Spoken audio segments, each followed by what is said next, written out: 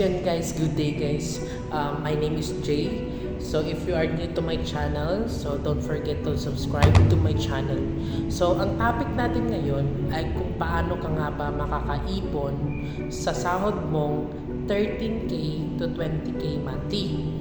Pero bago muna yan, ikaw ba yung taong hindi maluho? Dahil kung hindi, para sa iyo tong video na to. Ngayon, pag-uusapan natin kung ano nga ba yung 50-30-20 method rule. Ang 50-30-20 method rule ay matagal nang ginagamit sa pagbabudget. Ang 50-30-20 method rule, ito yung mga porsyento kung paano mo babudgetin yung monthly income mo. Ngayon, tinatawag ko itong Joe method rule o kabaliktaran sa 50-30-20 method rule. Pero bago muna yan, pag-usapan muna natin yung 50% ng sahod mo. Kunyari, ikaw na nagtatrabaho, kumita ng 18,000 monthly. So sa 50% method rule, tinatawag siyang needs. Ano nga ba yung needs? So yung needs, ito yung mga bills. So bayarin sa bahay, bayarin sa tubig, kuryente, pagkain, transportasyon, at iba pa. So yun yung 50% method rule o tinatawag na needs natin. So kung ikaw na kumikita ng 18,000, hati mo lang yun, so 9,000. So ngayon, pag-usapan naman natin yung 30% sa method rule. Ngayon, ano nga ba yung 30%? Ang 30%, ito yung tinatawag na savings. Ang savings ay para yun sa future mo. Ngayon, sa savings mo, ito yung mga bagay na pang long term. Okay? Ito rin ay para sa pang health insurance mo. Okay? Hindi siya para sa ibang pagkakagastusan.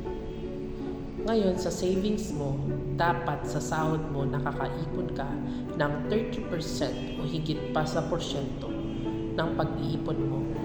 Kasi bakit? Hindi natin alam kung ano yung mangyayari sa atin bukas. So, kailangan sa 18,000 mong sahod monthly, dapat sa 30% nun o 5,200 na iniipon mo monthly ay dapat napupunta sa savings mo. Pero bago mo na yan, dapat laging nauna yung savings mo bago yung mga bills, mga luho mo. Unang-una talaga yung savings mo kasi napaka-importante ang savings. Okay? Paano kung magkasakit ka niyan? Okay, saan mo kukunin yung pera mo? Sa savings mo. O, di ba?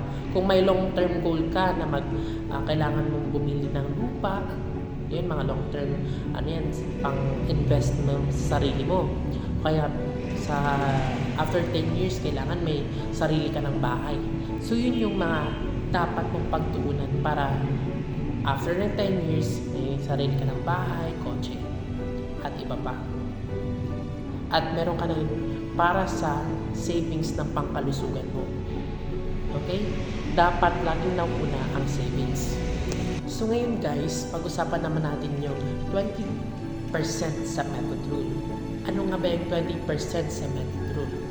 Ang 20% sa method rule ay tinatawag na wants. Ito yung mga luho natin guys na magbibigay sa atin ng kasiyahan. Kasi hindi sa lahat ng oras na puro ka na lang trabaho, puro ka na lang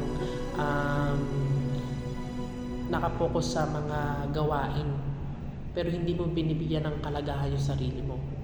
Minsan hindi laging dapat pinapagod yung sarili natin. Binibigyan din natin ng rewards yung sarili natin. For example, ng rewards mo sa sarili mo, bilhan mo ng bagong damit yung sarili mo, kaya ng cellphone, kaya ng damit, shoes, at iba pa.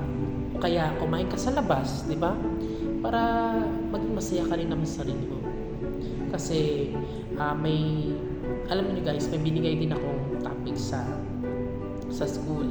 o nagbibigay ng food for thought. Ang binigay ko kasing food for thought sa mga klase ko is you need to take a break. Bakit? Kasi sa pag-take break mo, doon ka nagkakaroon ng katiwasayan sa iyong isipan na makapag-isip ng mga goals mo sa buhay, no? Hindi lang puro katrabaho, work hard. Dapat may paglalaan ka rin sa pagpapahinga mo, okay? Para makapag-isip ka kung paano ka ba umunlad, ano ba yung mga steps or way mo sa buhay mo. Okay? So ngayon, balikan lang natin yung mga tinalakay natin. Una is yung 50% method rule, yung tinatawag na needs, 30% method rule, yung tinatawag na savings, at 20% method rules na tinatawag natin wants. So yun yung tinatalakay natin kung paano ka nga ba makapag-savings sa sarili mo. Ngayon, balik tayo doon sa savings mo na 30%. Diba yung sahod ko nga, o halimbawa ko is yung 18K. So sa 30% doon sa 18K is 5,200 if I'm not wrong, diba? So sa 5,200 mo monthly, kung i-times mo yun sa 12 months, so magkano na? At kung may goals ka within 5 years, magkano na rin yun? I-solve nyo.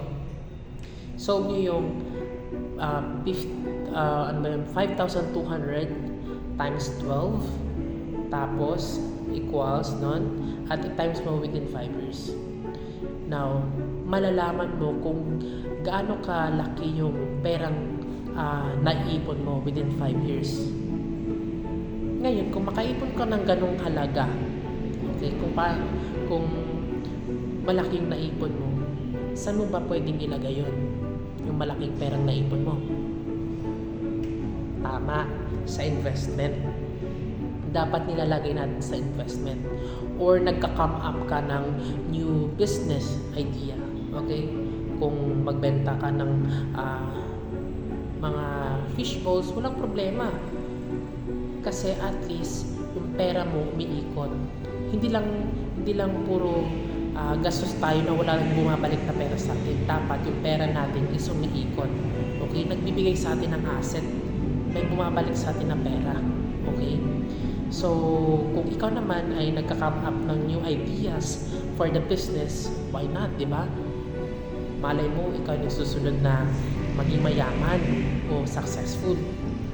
So, yun lang yung mga turo ko, guys, na magbibigay sa inyo kung paano makaiwas at makaipon ng pera. Laging tandaan natin yung Joe Method Rule. Okay? Yung 50% tinatawag na needs, 30% tinatawag na savings, at 20% na tinatawag na wants natin. So, thank you guys. Have a good day.